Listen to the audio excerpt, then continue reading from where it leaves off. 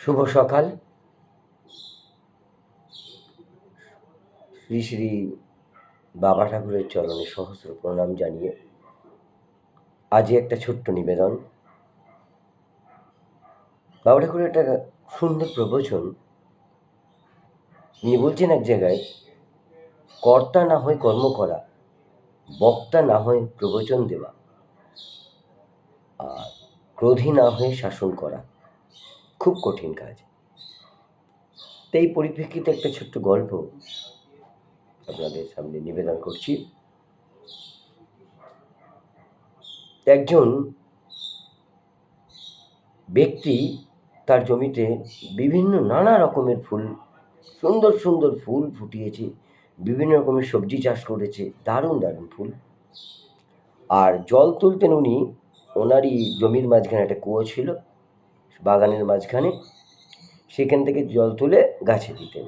তো হঠাৎ একদিন ওই বাগানের মধ্যে একটা গরু ঢুকে গিয়ে কুয়োতে পড়ে যায়। তো উনি যখন এই সমস্ত কাজগুলো করতেন, সবসময় নারায়ণ নারায়ণ, একদম যতক্ষণ উনি কাজ করতেন ততক্ষণই তার মুখ দিয়ে এই নারায়ণ নারায়ণ বাণী।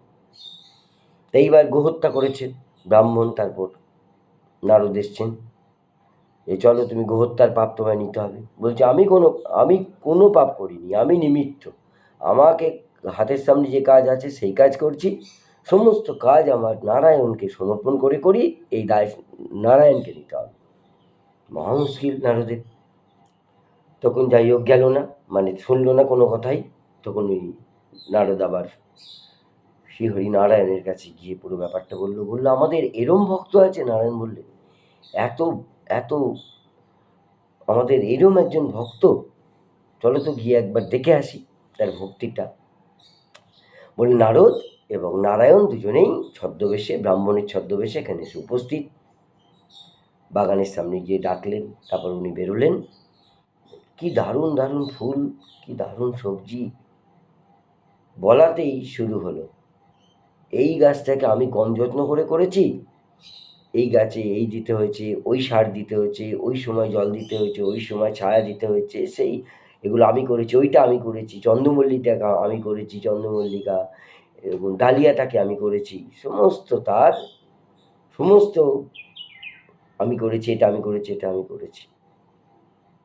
তখন নারদ বলল যে গরু মরে যাবার সময় নারায়ণ করেছে, আর কর্তৃত্ব নেবার সময় তুমি, চলো এবার নরক দর্শন করো।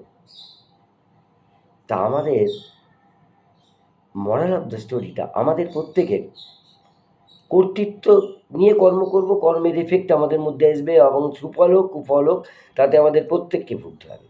অর্থাৎ কামারশালার সেই আমাদের কামারশালার কামারের মতো আর হাতুড়ির মতো, খুন্তি সাঁড়াশি শাবল যাই বেঁকে যাক না কেন, যাই যাও, হাতুড়ির কোনো দোষ নেই, দোষ কিন্তু কামারের, কারণ ওনার কর্তৃত্ব আছে।